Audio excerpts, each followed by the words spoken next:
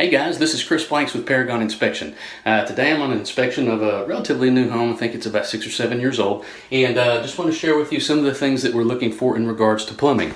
If you look under this sink, you'll see this flexible connection, which is not ideal because it does tend to catch hair and clog more easily than smooth piping. But the main problem here is that there is no P-trap, no functional P-trap anyway.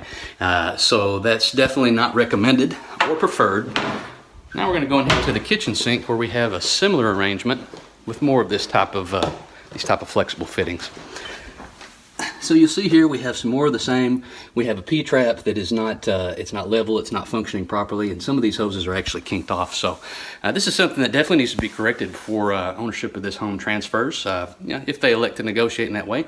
But this is just one of many things that we're looking for as we look out for your investment. Give us a shout when we can be of help to you at 281-766-9212. Thanks and have a great day. Bye.